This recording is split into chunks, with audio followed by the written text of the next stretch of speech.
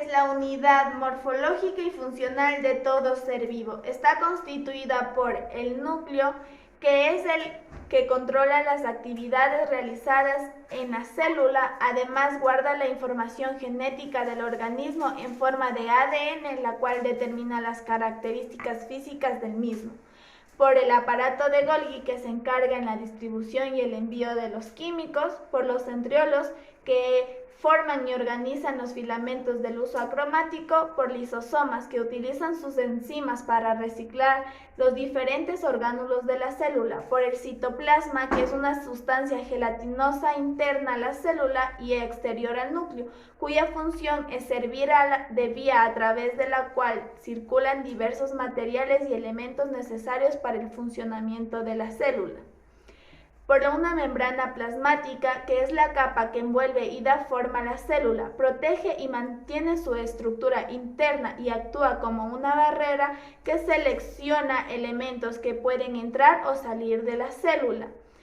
Por las mitocondrias, que llevan a cabo la respiración celular, que es el proceso por el cual un organismo toma la glucosa en presencia del oxígeno y la rompe para obtener energía, agua y dióxido de carbono. Por el retículo endoplasmático liso, que es el encargado de la biosíntesis de lípidos. Por el retículo endoplasmático rugoso, que es el encargado de la síntesis de todas las proteínas, y los ribosomas, que son el encargado de procesos de traducción.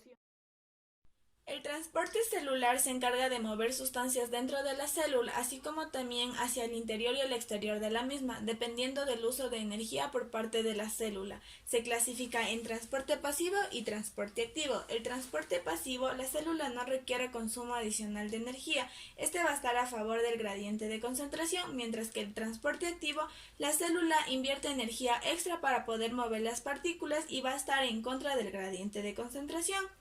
La ósmosis. La ósmosis es un fenómeno en el que se produce el paso o difusión de un disolvente a través de una membrana semipermeable, la cual permite el paso de disolventes, pero no del soluto, desde una disolución más diluida a una más concentrada, por ejemplo, la purificación del agua. Difusión simple. Las moléculas atraviesan sin ningún problema a través de la membrana. Por ejemplo, una molécula de oxígeno atraviesa la membrana de fosfolípidos sin ningún problema, ya que este va a estar a favor del gradiente de concentración. Como desecho del oxígeno vamos a tener CO2. La concentración de CO2 siempre será mayor en el citoplasma, por lo que va a favor del gradiente de concentración y va a atravesar sin ningún problema la membrana. Facilitada. Por ejemplo, las moléculas de agua no son compatibles con los fosfolípidos y necesitan una proteína canal para que facilite su entrada. Hay otras proteínas transportadoras que no necesitan gasto energético. Por ejemplo, la molécula de la glucosa se adhiere a una proteína transportadora ya que ésta es pesada. Esta cambia su configuración e ingresa a la membrana. En el transporte activo también tenemos a las bombas de sodio y potasio. Este se lleva a cabo de una proteína transportadora que se activa con una molécula de ATP. La célula va a enviar a 3 moléculas de sodio, lo que hace que cambie su configuración y que atraiga a una molécula de energía, lo que le va a dar energía para que estas moléculas salgan. Molécula tiene un fosfato, hace que reciba moléculas de potasio. Y nuevamente va a perder este fosfato y va a regresar a su forma original, haciendo que estas moléculas salgan. Exocitosis es el proceso durable que consume energía y en el cual una célula dirige el contenido de sus vesículas secretoras hacia afuera de la célula, mediante la fusión de su membrana con la membrana citoplasmática y expulsión del contenido vesicular al exterior. Por ejemplo, los neurotransmisores en la sinapsis de la neurona. Es un mecanismo clave por el cual las células introducen moléculas grandes, partículas extracelulares e incluso pequeñas células, englobándolas en una invaginación de la membrana plasmática, formando una vesícula que termina por desprenderse de la membrana para incorporarse al citosol. Aquí tenemos de 3 tipos: la pinocitosis, fagocitosis y mediadas por receptores. En la pinocitosis es la forma en la que la membrana celular envuelve líquido que se encuentra en la parte externa de la célula hacia su interior. Por ejemplo, las células de la mucosa intestinal. La fagocitosis consiste en la formación de pseudópodos capaces de atrapar partículas extrañas y de diferentes tamaños, ingresándolas a una vesícula y digerirlas antes de liberar su contenido al interior de la célula. Aquí tenemos, por ejemplo, los macrófagos, que son las células del sistema inmunológico que tienen la capacidad de realizar este proceso para eliminar los agentes nocivos. Por un receptor. Se produce cuando los receptores se acumulan en regiones bien definidas de la membrana celular. Este mecanismo de transporte permite la entrada selectiva de moléculas en la célula.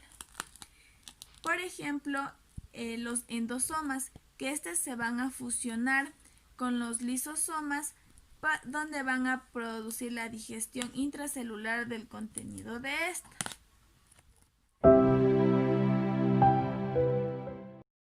Los receptores celulares tenemos de 2 tipos: los receptores intracelulares y receptores de membrana. Los receptores intracelulares son capaces de traspasar la bicapa lipídica que se pueden localizar en el citosol o en el núcleo celular. Por ejemplo, los mineralocorticoides, que vamos a tener unas respuestas en el control del equilibrio del agua y de la sal. En los receptores de membrana tenemos de tipo receptor asociado a proteína G. Esto es cuando una molécula señalizadora se une al receptor asociado a proteína G y este va a disociar una respuesta celular.